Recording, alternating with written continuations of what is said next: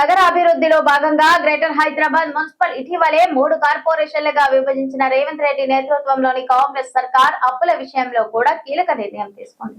బల్దియాకు ఉన్న అప్పులను take over చేసేందుకు రేవంత్ సర్కార్ సిద్ధమైంది.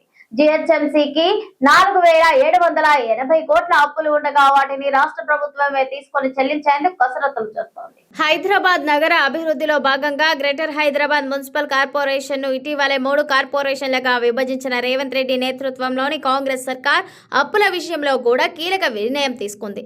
బల్దియాకు ఉన్న అప్పులను టేక్ ఓవర్ చేసేందుకు రేవంత్ సర్కార్ సిద్ధమైంది. జిహెచ్ఎంసీకి 4780 కోట్ల అప్పులు ఉండగా వాటిని రాష్ట్ర ప్రభుత్వమే తీసుకొని చెల్లించేందుకు కసరత్తులు చేస్తోంది. జిహెచ్ఎంసీ 3 కార్పొరేషన్లుగా విడిపోవడంతో అప్పులను ఎలా విభజించాలనే దానికోసం రాష్ట్ర ప్రభుత్వం ఒక టాస్క్ ఫోర్స్ కమిటీని కూడా ఏర్పాటు చేసింది. అయితే కొత్తగా ఏర్పడిన 3 కార్పొరేషన్లకు జిహెచ్ఎంసీ చేసిన అప్పులను పెంచితే ఆర్థికంగా తీవ్ర ఇబ్బందులు తలెత్తే అవకాశాలు ఉన్నాయని టాస్క్ ఫోర్స్ కమిటీ తేల్చినట్లు సమాచారం.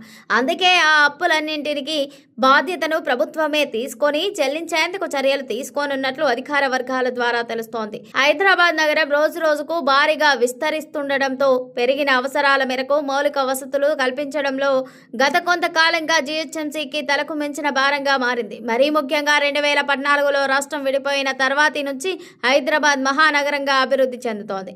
ఈ క్రమంలోనే చాలా ఫ్లైఓవర్లు అండర్ పాస్లు, కొత్త డ్రైనేజీ నాలాలు వంటి మౌలిక వసతుల నిర్మాణానికి జిహెచ్ఎంసీ సుమారు 7000 కోట్ల వరకు రుణాలు తీసుకుంది. 7000 కోట్ల అప్పులపై గత 2 ఏళ్లుగా ప్రతి నెల జిహెచ్ఎంసీ దాదాపు 100 కోట్ల వరకు వడ్డీలను చెల్లిస్తూ తీవ్ర ఆర్థిక భారాన్ని మోస్తోంది. ఆ అప్పులు వాటికి వడ్డీలకు తోడు రాష్ట్ర ప్రభుత్వం నుంచి జిహెచ్ఎంసీకి రావాల్సిన పలు నిధులు పెండింగ్ లో ఉన్నాయి. ఇలాంటి పరిస్థితుల్లో ఉన్న అప్పులను బల్దియాలోని కొత్త కార్పొరేషన్లకు పంచడం కంటే రాష్ట్ర ప్రభుత్వమే వాటిని టేక్ ఓవర్ చేసి వాటిపై ఆర్థిక భారం లేకుండా చూడాలంటే నిబంధన సంబంధిత అధికారులు రేవంత్ రెడ్డి సర్కారుకు సూచించినట్లు తెలుస్తోంది.